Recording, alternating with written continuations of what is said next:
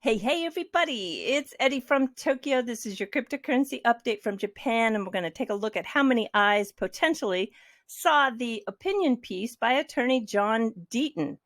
Yeah, that is interesting. And also, why I think Japan's FTX exchange, and that would be Sam Bankman-Fried's exchange here, has decided to delist XLM Stellar Lumens.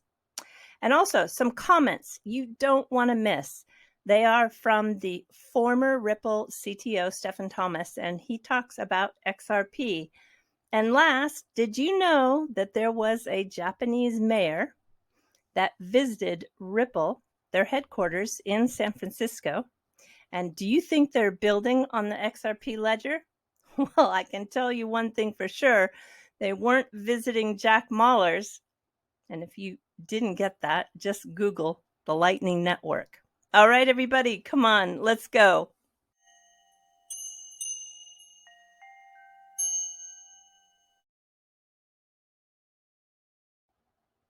This is Fox Business, and on their Twitter site, they have 842,000 followers.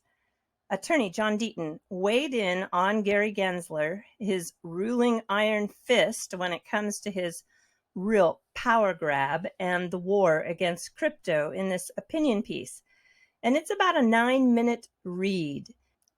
The Fox Business website reported that 158 million multi-platform views were tracked in May of this year. That is just incredible. And when you think about the message that John shared and all the people on Twitter that retweeted this article, I think this will have a huge impact on the sentiment of Gary Gensler.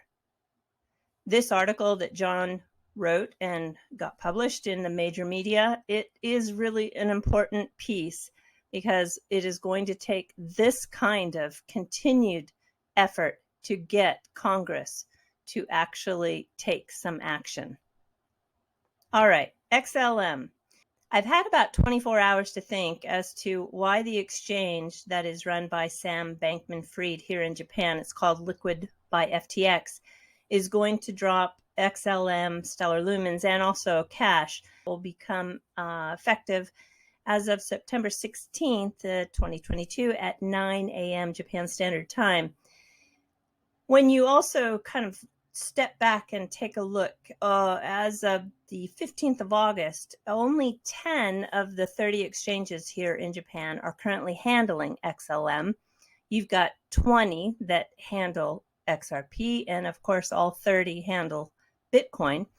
But the reason why I think, and it's really due to why most exchanges delist certain digital assets, is because it doesn't have the needed liquidity. That is what I think is the most probable answer as to why it is being dropped. Because Stellar is not utilizing the digital asset, XLM. They are just, of course, using it to secure their network, but they have shifted their entire focus on payments with stablecoins. So I just think the liquidity has probably reduced to a point that it's just not liquid enough. And so this is what I am thinking. And of course, if you think this is incorrect or have any comments, feel free to leave it, because as you know, I read all the comments, and I do that because I keep all that spam out of there the best I can. Boy, there's a lot of spam in the comments of YouTube. So I try to really keep it clean, and in cleaning it up, I read everybody's comments. Okay, let's move along. This is Stefan Thomas. He is the former CTO for the company Ripple. Yes, he's very active with Coil. Somebody had commented that he didn't think there was anything going on with Coil, but no, that's not the case. Actually, I still am receiving XRP daily in my Uphold account from Coil subscribers.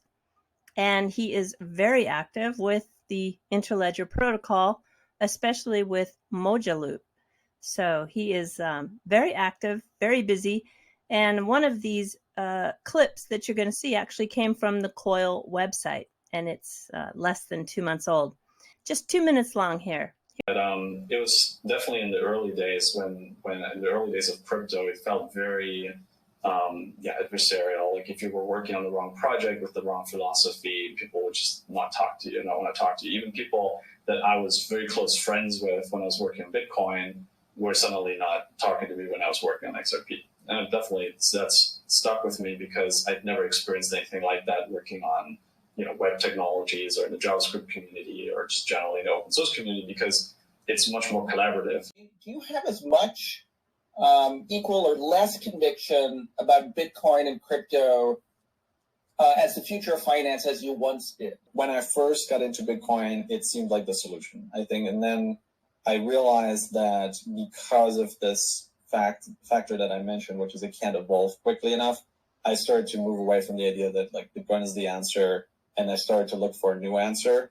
The use case that I'm interested in, which is moving money around the world, I think that Interledger, obviously it's a somewhat self-serving answer, but I believe that is a better solution. That's why I'm spending all my time on it.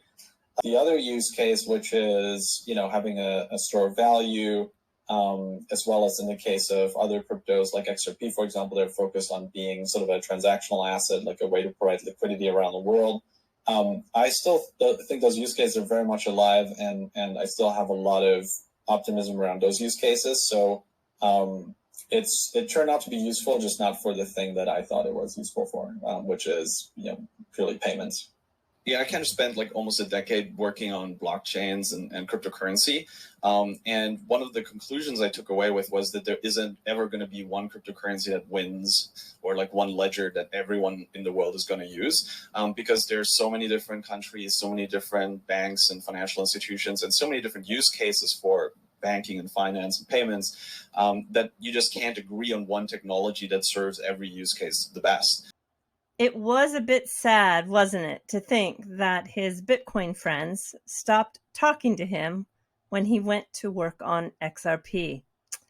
The XRP use case, however, is still in his mind very much alive, and not one crypto is going to win. There are going to be many crypto solutions.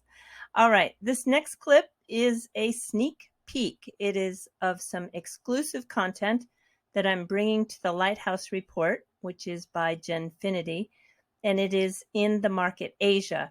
And you're going to see that, well, there is a mayor who has visited the Ripple headquarters in San Francisco, and I'm telling you, he is part of the Web3 initiative, and it is, well, I'm just sure. They are looking at what they can build on the XRP ledger. Have a listen. Asia's banks look to be the first into the metaverse, and there's one particular reason why. The consumers in this part of the world have particularly high speeds of internet access. And then you have Citi Global. They estimate that the addressable market to be over 10 trillion with around 5 billion users. Singapore has nearly 100% FTTH, that's fiber to the home, closely followed by Vietnam, Hong Kong, and Malaysia, 96%, 93%, and 92% respectively. Compare that to Germany with just 50%, and then the United States, as things stand today, only 43% of households have fiber internet access. These games in the metaverse require a very fast connection. Japan is approaching the new transformation as it always does through an organization of an association. The Metaverse Japan Summit 2022 was just held in July, packed with really interesting speakers, and they're all going to take part in shaping this space. So there was Joichi Ito, right here, the co-author to Gary Gensler's courses that he taught at MIT. On August 20th, Siamak Masnavi wrote a great article about Ripple's mayor, a mayor in Japan's 6th largest city, that would be Fukuoka, visited the Ripple headquarters in San Francisco. Emi Yoshikawa is Ripple's VP of Global Strategy, and she uploaded this photograph on her Twitter where she welcomed the Fukuoka city mayor. I'm sure, yeah, they're looking at what they can do on the XRP ledger.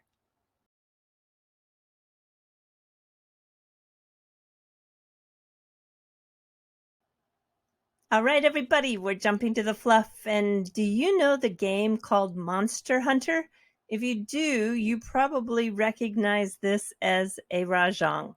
They are fanged beasts that are extremely violent, ultra aggressive, and intensely territorial. And they have the ability to shoot electricity from their mouth. It's one of the favorite characters in this game. Well, in Japan, you're able to order this as a pillow. Yes, this fuzzy pillow looks so real.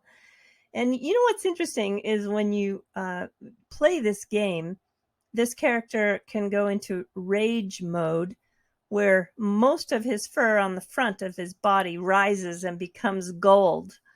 I think this is really fun, and it's just a little bit on the creepy side, but if you are a game player and you are familiar with this character, it's probably pretty darn cool. Yeah, they are selling like hotcakes here, and they sell for about $200 US. All right, everybody, do take care. Sayonara for now. Bye-bye.